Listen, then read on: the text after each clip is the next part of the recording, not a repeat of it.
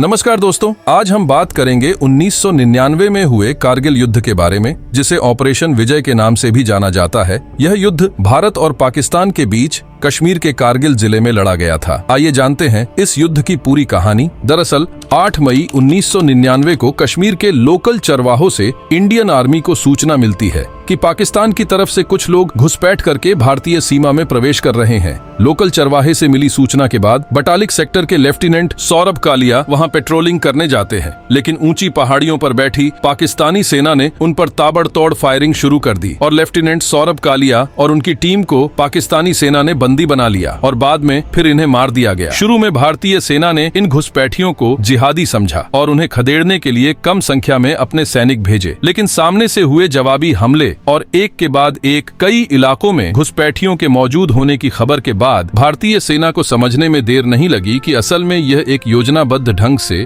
और बड़े स्तर पर की गई घुसपैठ थी, जिसमें केवल जिहादी नहीं बल्कि पाकिस्तानी सेना भी शामिल थी। यह समझ में आते ही भारतीय सेना ने ऑपरेशन विजय शुरू किया, जिसमें 30,000 भारतीय सैनिक शामिल थे। कारगिल के युद्ध में पाकिस्तानी सैनिक भारतीय सेना पर इसलिए भारी पड़ रहे थे क्योंकि वह लगभग 18,000 फीट की ऊंची पहाड़ियों पर बैठे हुए थे। ऐसे में वह अपने आसपास की सभी पहाड़ियों पर नजर रख पा रहे थे और दूर से ही भारतीय सेना को देख लेते थे। वहीं दूसरी तरफ भारतीय सेना पहाड़ियों के नीचे थी, इसलिए भारतीय सेना को पता नहीं था कि दुश्मन पहाड़ियों पर कहां-कहां छुपे हुए हैं। लेकिन फिर भी भारतीय सेना के वीर जवान बहादुरी के साथ लड़ते रहे और ऊपर पहाड़ी से हो रही भीषण गोलीबारी के बाद भी पहाड़ी पर चढ़ने का प्रयास करते रहे, जिसमें भारतीय सेना के कई वीर शहीद हो गए थे। लेकिन फिर भी भारतीय सेना ने ठान लिया था कि चाहे कुछ भी हो जाए, कारगिल पर विजय पाकर ही रहेंगे। भारतीय वायुसेना ने पाकिस्तानी सैनिकों के खिलाफ कारगिल युद्ध में MiG-27 और MiG-29 का प्रयोग किया था। MiG-27 की मदद से इस युद्ध में उन स्थानों पर बम गिराए जहां पाक सैनिकों ने कब्जा जमा लिया था। इसके अलावा MiG-29 कारगिल में बेहद महत्वपूर्ण साबित हुआ। इस विमान से दुश्मन के कई ठिकानों पर R-77 मिसाइलें दागी गई थीं। इस युद्ध में भारतीय सेना ने कई महत्वपूर्ण चोटियों पर पुनः कब्जा जमा किया, जिनमें टाइगर हिल और तोलोलिंग प्रमुख थे। और फिर भारतीय सेना ने बहादुरी के साथ लड़ते हुए कारगिल की सभी चोटियों पर विजय प्राप्त की। इस प्रकार 26 जुलाई 1999 को भारतीय सेना ने कारगिल युद्ध में जीतने की घोषणा की।